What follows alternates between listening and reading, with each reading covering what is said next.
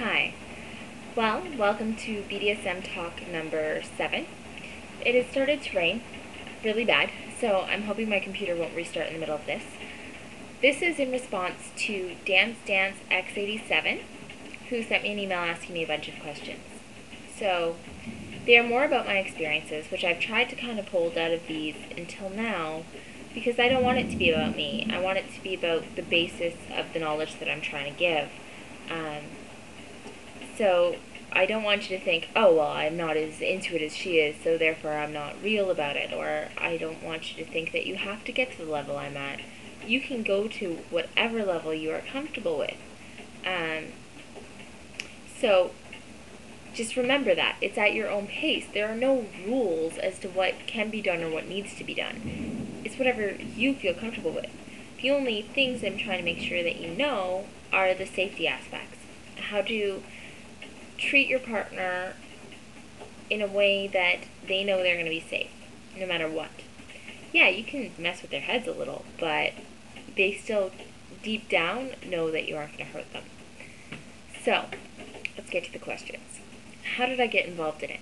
I've had thoughts as early as age 11 in different aspects of BDSM and kink. And most girls usually have thoughts from around then. Boys, I find, are a little bit later in who I've talked to in that. But if you've ever made Barbie get raped, or you ever made G.I. Joe tie up and interrogate a bad guy, chances are you're a little kinky. But, so there was that, and then my next experiences were at 15, where I actually got to try some minor stuff in hindsight. Now, well, then it was more extreme, because you're 15, you don't know what you're doing. It was very intense, and I'm very glad that I had a partner that was open enough with me to try some of the stuff that we did. Now, I took that, and I was kind of dormant, I guess, until about 17, 18, and then I found out a bit more about BDSM and what it was, and I kind of fell head over heels for it.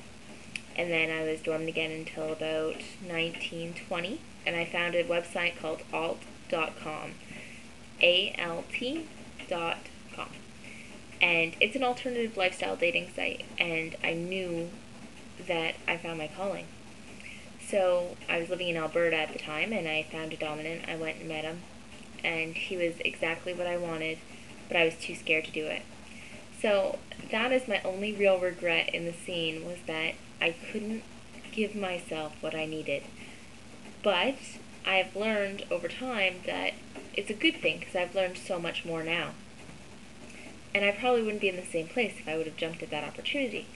So I moved back home from Alberta, which is now back in Ontario, and I met up with the same guy I was with when I was 15, and we ended up encountering in a wonderful world. We did just about everything you could possibly imagine, little bits of everything to try and get a taste, and it was exactly what I needed. I felt right. At about 21, I found our local BDSM club, which there is about one in every area. If you didn't think that, there's one there. It takes a bit of legwork to find some of them, but they are pretty much there. And I've been with the club on and off for about 3 years due to personal fallings out. I've been trained as a dungeon monitor there, which a dungeon monitor basically watches the scene. Short term is DM. So that way, if there's anything going on that needs to be halted, if it's unsafe, they can step in. I've gone to numerous workshops. I've participated in numerous scenes. I've had a lot of experience in the public, and that's probably why I'm not afraid to talk about this as openly. And I've learned from a lot of really great, experienced people.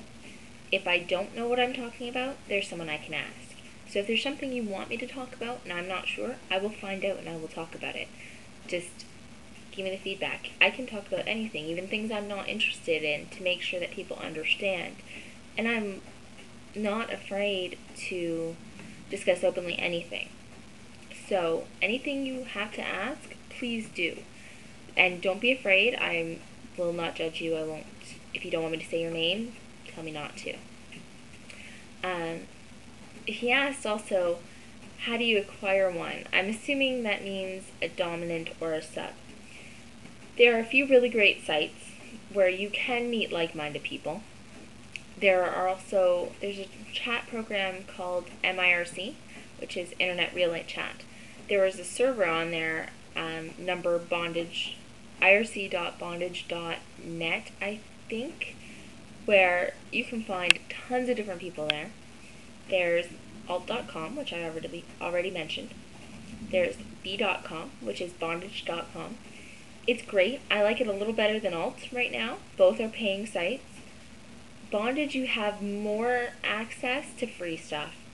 There's also a third, which I'm a little torn on whether I like it or not. It's collarme.com.